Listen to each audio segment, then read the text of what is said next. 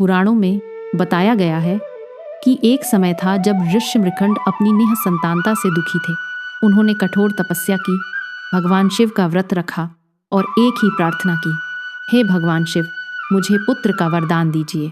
भगवान शिव प्रसन्न हुए और ऋषि के सामने प्रकट हुए। ऋषि मृकंड ने भगवान शिव को प्रणाम करते हुए कहा, प्रभु, मुझे पुत्र प्राप्ति का वरदान दीजिए। तब भगवान शिव ने कहा, मैं तुम्हें 2 विकल्प देता हूँ। पहला, छोटी आयु का बुद्धिमान पुत्र, दूसरा, लंबी आयु का मूर्ख पुत्र, सोचकर चुन लो।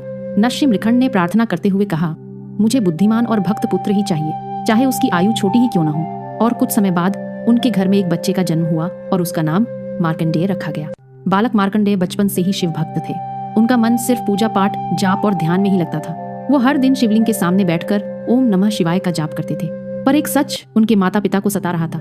मार्कंडेय की उम्र सिर्फ 16 साल लिखी हुई थी। जब उनका 16वां जन्मदिन नजदीक आने लगा, घर में चिंता बढ़ने लगी। पिता और माता चुपचाप आंसू बहाने लगे।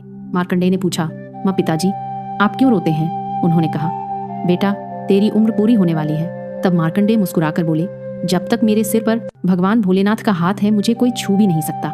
उस दिन जब समय पूरा हुआ, आसमान बदल गया। आंधी, तूफान, बिजली चमकने लगी, वायु रुक गई, घंटी अपने आप बजने लगी। प्रकृति जैसे कह रही हो कुछ अद्भुत होने वाला है। उसी समय यमराज स्वयं प्रकट हुए।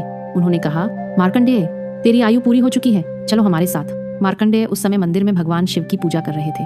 उन्होंने शिवलिंग को गले लगा लिया और रो रो कर महादेव को पुकारने लगे, महादेव, हे महादेव, आज अपने भक्त की रक्षा कीजिए महादेव। यमराज ने अपना यम पाश मार्कंडेय की ओर फेंका।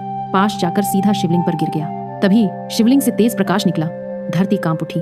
भगवान शिव महाकाल रूप में प्रकट हुए। जटा बिखर गई, त्रिशूल चमक उठा, आंखों से तेज बरसने लगा। महादेव ने गरज कर कहा, यमराज, शिवलिंग को गले लगाकर ये बालक मेरी शरण में आया है, और तूने इस बालक के प्राण लेने का साहस भी कैसे किया? तब यमराज ने अपना सिर झुकाया और क्षमा मांगते हुए कहा, महादेव, आप ही जगत के स्वामी हैं, आपका आदेश सर्वोपरि है।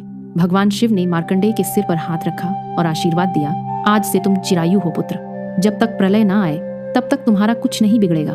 तब से मार्कंडेय को चिरंजीवी ऋषि के नाम से जाना गया। ये कहानी साबित करती है, जो भक्त सच्चे दिल से महादेव को पुकारता है, उसकी रक्षा स्वयं महाकाल करते हैं। हर हर महादेव, ओम नमः शिवाय। हमारे चैनल को लाइक और सब्सक्राइब करें।